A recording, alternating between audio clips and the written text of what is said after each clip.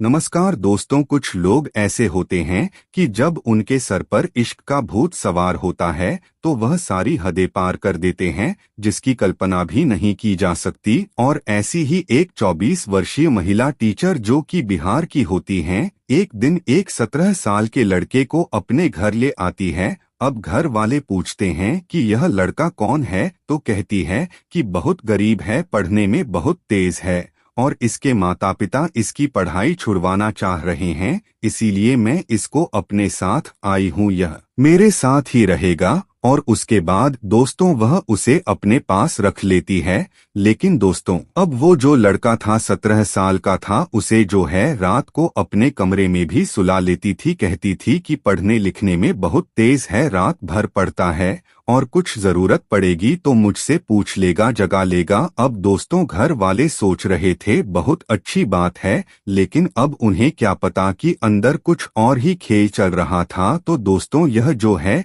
एक बहुत ही अनोखी कहानी है, आइए जानें पूरी कहानी इस वीडियो में। अब दोस्तों गुरु और शिष्य का जो रिश्ता है बहुत पवित्र माना जाता है, लेकिन आए दिन इस रिश्ते को भी तार तार कर दिया जाता है। इसकी ढेरों सारी मिसालें इस समाज में देखने और सुनने को मिल जाएंगी। ऐसी एक अनोखी घटना हुई थी कि जब एक 24 साल की महिला टीचर थी, केमिस्ट्री पढ़ाती थी, बहुत अच्छी टीचर होती हैं। तो एक बच्चा उनके के स्कूल में बहुत मेंटली डिस्टर्ब होता है, उसके मन में तरह तरह के ख्याल आते थे। अब उसके मन में ऐसे ऐसे ख्याल आते थे कि दुनिया बेकार है, इस दुनिया में रहना ही ठीक नहीं है। अब जो मैडम थी वह उसे जो है ठीक करने की कोशिश करती हैं और स्कूल प्रशासन से बात करती हैं। तो स्कूल कहता है कैसे भी करके इस बच्चे की मानसिक स्थिति को आप ठीक करिए। अब दोस्तों जो मैडम है उसके पीछे लग जाती हैं, उससे बातचीत करती हैं और बातों ही बातों में वह जो लड़का था उसके मन में जो ख्याल आते थे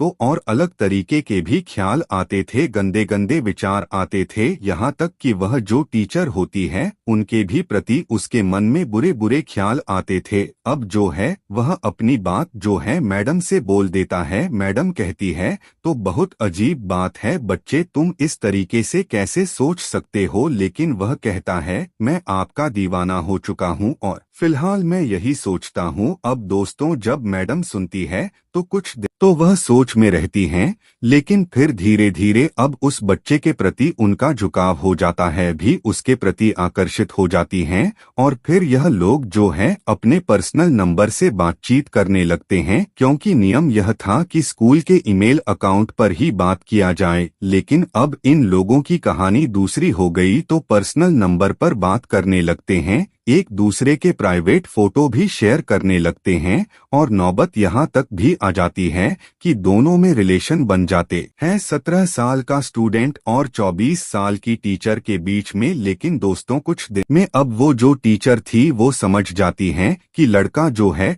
ठीक हो चुका है, इसकी मानसिक स्थिति जो है वो ठीक हो चुकी है। वो इस रिश्ते से निकलना चाहती थी, लेकिन जो लड़का था वो मन ही नहीं रहा था, क्योंकि ये शादीशुदा थी, बाल बच्चे वाली थी। एक दिन वो जो है उससे अपना रिश्ता खत्म कर लेती हैं, सारा कुछ कांटेक्ट नंबर तोड़ देती हैं। अब जब स्टूडेंट था दोस्तों वो बौखला जाता है उनके इस व्यवहार से और अपने रिलेशन को सरेआम कर देता है। अब दोस्तों इस बात से हंगामा मच जाता है। उसके बाद जो है लोग टीचर को बुरा भला कहते हैं, लेकिन अब किसी को क्या पता कि उन्होंने किस मजबूरी में यह सब किया था। अब दोस्तों केस चलता है, इसमें सबूत मांगा जाता है। तो जो महिला टीचर थी वह कहती थी कि यह जो अपना फोटो भेजता था मैं बिना देखे उसको डिलीट कर देती थी। और इससे जब पूछा जाता है तो कहता है कि हाँ यह फोटो भेजती थी और मेरा मोबाइल कोई देख ना ले और इनकी जो है चीजें लीक ना हो जाए, इसीलिए मैं भी उसे डिलीट कर देता था। इस तरीके से दोस्तों आरोप प्रत्यारोप लगते हैं, आखिरकार मुकदमा चलता है और इस केस में जो है महिला टीचर को बाइज्जत बरी किया जाता है कि इन्होंने जो भी कुछ किया इस बच्चे को ठीक करने के लिए किया। दोस्तों ये बहुत ही चर्चित केस था, कनाडा की ये कहानी है। लेकिन दोस्तों हमारे हिंदुस्तान में कुछ अलग ही होता है। तो आज की जो कहानी है वो बिहार की एक टीचर होती है 24 साल की, जिसका नाम करिश्मा होता है। दोस्तों एक काल्पनिक नाम है। अब वह दोस्तों एक स्कूल में पढ़ाती थी और खाली समय में मोबाइल वगैरह जैसा कि सब चलाते हैं वह भी चलाती थी। एक दिन दोस्तों अपना नाम है क्योंकि लड़का नाबालिग है इसीलिए नाम बताना ठीक नहीं है, तो दोस्तों उसकी फ्रेंड रिक्वेस्ट आई हुई थी और करिश्मा मैडम जब देखती हैं तो उसे एक्सेप्ट कर लेती हैं। उसके बाद जो है दोनों एक दूसरे के पोस्ट को लाइक करने लगते हैं। जो लड़का था वो कोलकाता का रहने वाला था। अब दोस्तों दोनों एक दूसरे के पोस्ट पर लाइक करते हैं, कमेंट करते हैं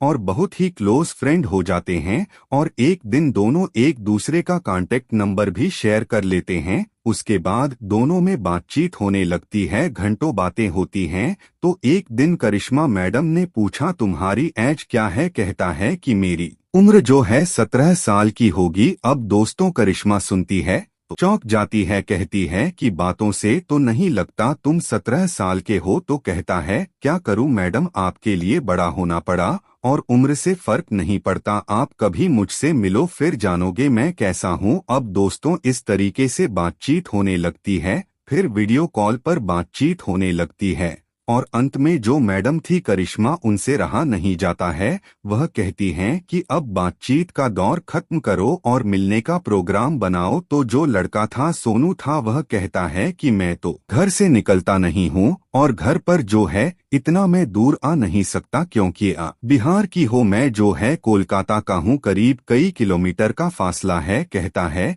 कि मैं नहीं आ सकता, तो अगर मिलना है तो तुम्हें ही आना पड़ेगा। तो करिश्मा कहती है ठीक है लेकिन मैं आऊंगी तो मिलोगे? कहता है हाँ बिल्कुल मिल लूंगा। अब दोस्तों वहां से अपनी कार लेती है क्योंकि पैसे वाली थी, पढ़ाती थी तो अपनी उनके पास कार थी। अब वो कार लेकर आती है थाना और जहां पर बुलाई थी सोनू वहां आया हुआ था और उसे कार में बिठाकर और उसके बाद एंजॉय करते हुए निकल जाते हैं। और दोस्तों जब जाते हैं अपना घर पर जहां पर वो रहती थी। अब दोस्तों जब घर पर जाते हैं तो रात हो गई और लड़का जो है अब वहां से जाने का नाम नहीं ले रहा है। घर वालों ने पूछा ये कौन है? तो उन्होंने बताया कि बहुत गरीब लड़का है, पढ़ना चाहता है, माँ बाप पढ़ाई छुड़वा रहे थे, मेरे सामने रोने गिड़गिड़ा नहीं लगा तो मैंने सोचा चलो ठीक है, इसीलिए मैं इसको अपने घर ले आई हूँ। यह मेरे साथ ही रहेगा, मेरे साथ आएगा जाएगा और इसे मैं पढ़ाऊंगा।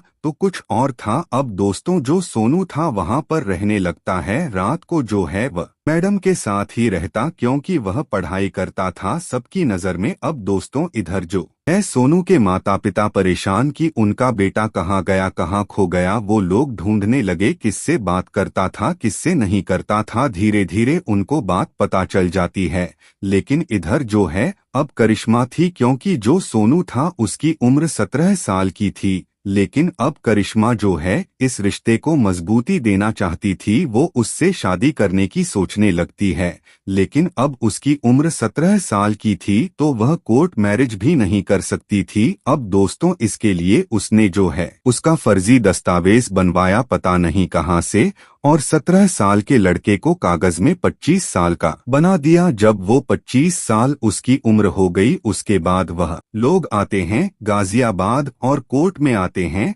वहां पर कोर्ट मैरिज करने के लिए मैरिज ऑफिसर के सामने जाते हैं और सारे दस्तावेज उनके सामने रखते हैं। करिश्मा कहती है कि हम दोनों शादी करेंगे। अब जो मैरिज ऑफिसर थे वह सोनू को देखते हैं तो उससे पूछते तुम्हारी उम्र क्या है? कहता है कि दस्तावेज में लिखा है, आप पढ़ लो। वो कहते हैं अरे मुंह से ही बोल दो, तुम्हारी उम्र क्या है? बोलता है मेरी उम्र 25 साल की है। अब मजिस्ट्रेट देखते हैं तो चौंक जाते हैं, सोचते हैं कि कम से कम 25 साल का ही होगा, तभी शादी करने आया है, लेकिन दिखने में 16 भी नहीं लग रहा है। वह कहते हैं कि लेकिन तुम तो लगते ही नहीं हो कि तुम 22-24 साल के हो। अब दोस्तों जो मैरिज ऑफिसर थे वो भी क्या करते, उन कागज के हिसाब से दोनों जो है शादी के योग्य पाए गए और उन्होंने जो है शादी का रजिस्ट्रेशन कर दिया। उन दोनों की शादी हो गई। उसके बाद जब वह घर पर आते हैं, अपने घर पर जब अपने घर वालों को बताती है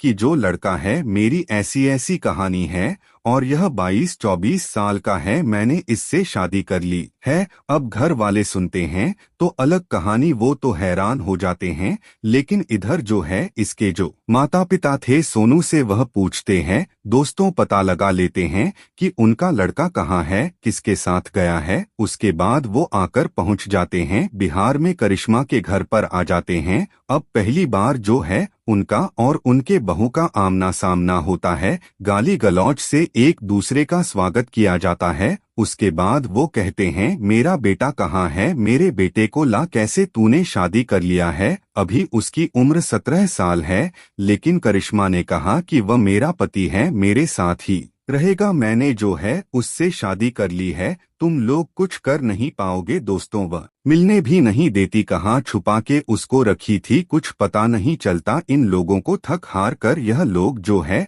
अब थोड़ा इनको सुकून मिलता है कि चलो कम से कम यहाँ तो पता है कि मेरा बेटा है, कहाँ पर किसके पास है। उसके बाद वह लोग आते हैं, सीधा वहाँ पर जाते हैं जहाँ पर शादी कर रखी थी, क्योंकि उसने कागजात भी दिखाया था कि देखो हमारी शादी हो गई है। तो जाते हैं मैरिज ऑफिसर के सामने, कहते हैं कि यह देखिए मेरे लड़के का आधार कार्ड है, आपने जो है शादी को की मंजूरी कैसे दे दी है। अभी कुछ ही दिन पहले तो उसकी उम्र जो है वह फर्जी तरीके से बढ़वार जो है 25 साल की है। अब जो मैरिज ऑफिसर थे उन्होंने बोला कि मुझे भी डाउट हुआ, लेकिन अब दोनों शादी के योग्य पाए गए कागज में, तो इसीलिए हमने शादी को मंजूरी दे दी। अब आप जो है कुछ और चीज लेकर आओ, जैसे कि अब और पुख्ता सबूत लेकर आना पड़ेगा कि ताकि पता चले असल में उसकी उम्र क्या है। इन्होंने बोला क्या चीज हमको लाना पड़ेगा, तो बोले स्कूल से जाक इसका टीसी ले आओ और कुछ दस्तावेज जो है स्कूल के रजिस्टर वगैरह लेकर आओ, और वहां से जो उसकी एज प्रमाणित होगी वह हम मानकर और इस रजिस्ट्रेशन को निरस्त कर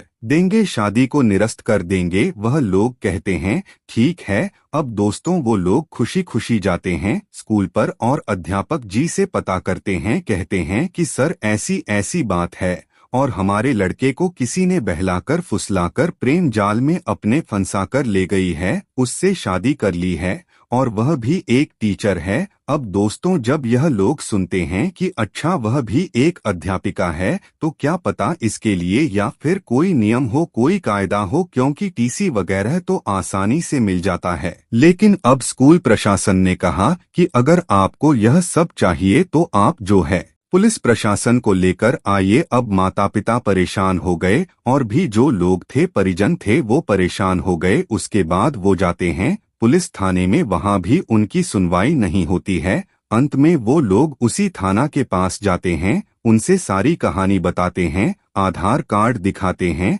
और कहते हैं कि देखो ऐसी ही एक 24 साल की टीचर है जो मेरे बेटे को इस तरीके से ले गई है और शादी करके उसके साथ पत्नी की तरह रह रही है, और हम लोग गए तो हमको उसने फटकार के गाली गलो देख भगा दिया, हमारी कहीं सुनवाई नहीं हो रही है। तो उन्होंने जो है इसमें हस्तक्षेप किया और उन्होंने जो है थाना क्षेत्र की यह घटना है तो वह पुलिस वालों को निर्देश देते हैं कि इसमें जो है तुरंत कार्यवाही की जाए। अब दोस्तों उसके बाद जो है पुलिस इस पर एक्शन ले रही है, लेकिन अभी वह लड़का कहाँ पर है, कहाँ पर रख रखी है, इसका पता नहीं चला है। अब दोस्तों इसमें जो है अभी क्या कुछ होना है, मात्र 15 दिन पहले की घटना है, तो इसकी जो है आगे कहानी आने वाली है। तो दोस्तों अभी तक जो है फिलहाल यही है। इस वीडियो को बनाने का मतलब मेरा किसी का दिल दुखाना नहीं था, किसी के भावनाओं को ठेस पहुंचाना नहीं था, क्योंकि मुझे न्यूज में दिखी तो मैंने सोचा आप लोगों को भी सुना दिया जाए। तो दोस्तों यह रही कहानी, लेकिन आप कमेंट करके जरूर बताएं कि करिश्मा ने जो भी कुछ किया उसने ठीक किया या गलत किया। तो दोस्तों बस आज के लिए इतना ही, फिर मिलेंगे अगले वीडियो में, तब तक के लिए जय हिंद।